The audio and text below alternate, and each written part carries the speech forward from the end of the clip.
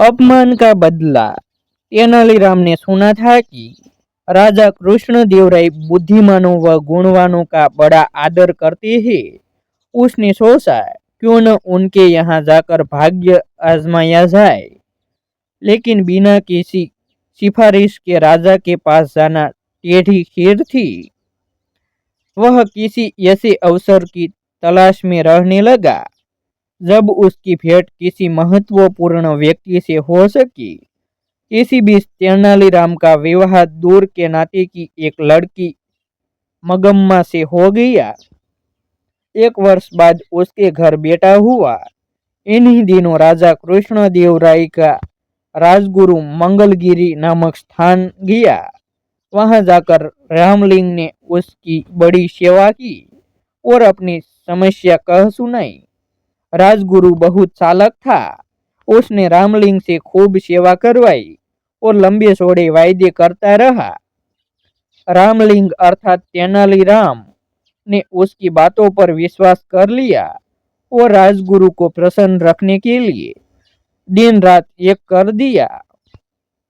राजगुरु ऊपर से तो चिकनी चुपड़ी बातें करता रहा, लेकिन मन ही मन तेनालीराम से जलने लगा। उसने सोचा कि इतना बुद्धिमान और विद्वान व्यक्ति राजा के दरबार में आ गया तो उसकी अपनी कीमत गिर जाएगी। पर जाते समय उसने वायदा किया था, जब भी मुझे लगा कि अवसर उचित है, मैं राजा से तुम्हारा परिचय करवाने के लिए बुलवा लूंगा। तेनालीराम राजगुरु के बुलावे की उत्सुकता से प्रतीक्षा करने लगा, लेकिन बुलावा न आना था और नहीं आया। लोग उससे हंसकर पूछते, क्यों भाई रामलिंग, जाने के लिए सामान बांध लिया ना? कोई कहता, मैंने सुना है कि तुम्हें विजयनगर जाने के लिए राजा ने विशेष दूत भेजा है। तेनालीराम उत्तर देता, समय आने पर सब कुछ होगा। लेकिन मन ही मन उसका विश्वास राजगुरु से उठ गया।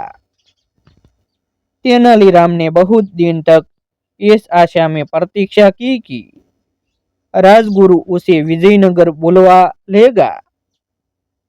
अंत में निराश होकर उसने फैसला किया कि वह स्वयं ही विजयनगर जाएगा। उसने अपना घर और घर का सारा सामान बेचकर यात्रा का खर्च जुटाया और माँ, पत्नी तथा बच्चे को लेकर विजयनगर के लिए रवाना हो गया। यात्रा में जहाँ कोई रुकावट आती, तेनालीराम राजगुरु का नाम ले देता। कहा, मैं उनका शिष्य हूँ। उसने माँ से कहा, देखा, जहाँ राजगुरु का नाम लिया, मुश्किल हल हो गई। व्यक्ति स्वयं चाहे जैसा भी हो, उसका नाम ऊंचा हो तो सारी बाधाएं अपने आप दूर होने लगती है। मुझे भी अपना नाम बदलना ही पड़ेगा।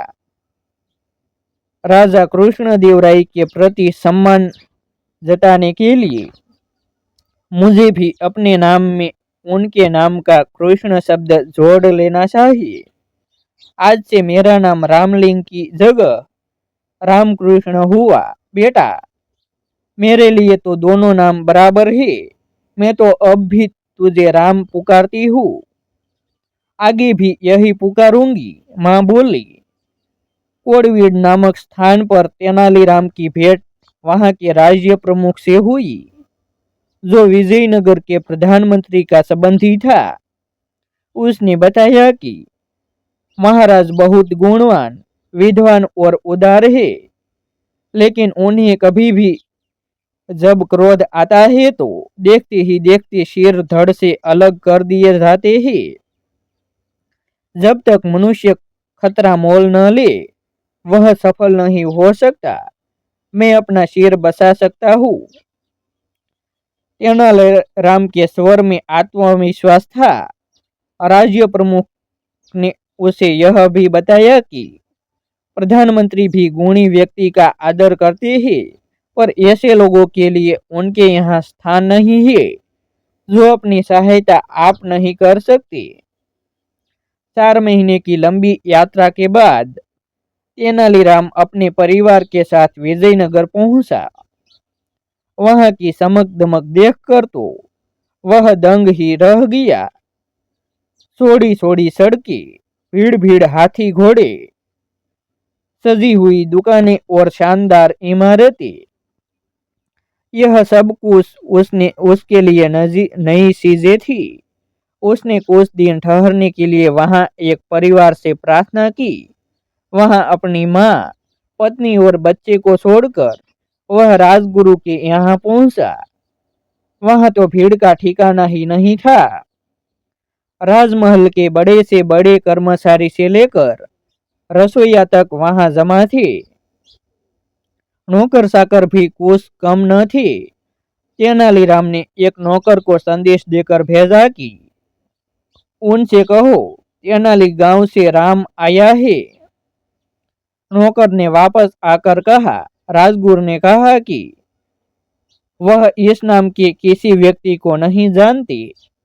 तेनालीराम बहुत हैरान हुआ। वह नौकरों को पीछे हटाता हुआ सीधे राजगुरु के पास पहुंचा। राजगुरु आमने मुंह पहचान नहीं। मैं रामलिंग हूँ, जिसने मंगलगिरी में आपकी सेवा की थी। राजगुरु भला उसे कब पहचान चाहता था। उसने नौकरों से चिल्लाकर कहा, मैं नहीं जानता यह कौन आदमी है, इसे धक्के देकर बाहर निकाल दो। नौकरों ने तेनालीराम को धक्के देकर बाहर निकाल दिया। चारों ओर खड़े लोग यह दृश्य देखकर ठहका के लगा रहे थे। उसका कभी ऐसा अपमान नहीं हुआ था। उसने मन ही मन फैसला किया कि राजगुरु से वह अपने अपमान का बदला अवश्य लेगा। लेकिन इससे पहले राजा का दिल जीतना जरूरी था। दूसरे दिन वह राज दरबार में जा पहुंचा। उसने देखा कि वहां जोरों का वाद विवाद हो रहा है। संसार क्या है, जीवन क्या है, ऐसी बड़ी बड़ी बातों पर बहस हो रही थी। एक पंडित ने अपने विचार प्रकट करते हुए कहा, यह संसार एक धोखा है। हम जो देखते सुनते हैं, महसूस करते हैं, सकते या सूंघते हैं, केवल हमारे विचार में है। असल में यह सब कुछ नहीं होता, लेकिन हम सोचते हैं कि होता है। क्या सचमुच ऐसा है? तेनालीराम ने कहा, यही बात हमारे शास्त्रों में भी कही गई है। पंडित जी ने थोड़ी ऐंठ दिखाते हुए हैरान होकर पूछा, और सब लोग चुप बैठे। शास्त्रों ने जो कहा वह झूठ कैसे हो सकता है? लेकिन तेनालीराम शास्त्रों से अधिक अपनी बुद्धि पर विश्वास करता था। उसने कहा, वहां बैठे सभी लोगों से कहा, यदि ऐसी बात है तो हम क्यों न पंडित जी ने के इस विचार की सच्चाई जांच ले। हमारे उदार महाराज की ओर से आज दावत दी जा रही है, उसे हम जी भर कर खाएं। पंडित जी से प्रार्थना है कि वह बैठे रहे और सोचे कि वह भी खा रहे हैं। तेनालीराम की बात पर जोर का ठहाका लगा। पंडित जी की सूरत देखते ही बनती थी कि महाराज तेनालीराम पर इतने प्रसन्न हुए कि उसे स्वर्ण मुद्राओं की एक थाली भेंट की और उसी समय तेनालीराम को राजविदूषक बना दिया। सब लोगों ने तालियां बजाकर महाराज की इस घोषणा का स्वागत किया। उनमें राजगुरु भी था। ऐसे ही नए नए वीडियो देखने के लिए हमारी यूट्यूब चैनल सब्सक्राइब करें, वीडियो को लाइक करें और शेयर करें।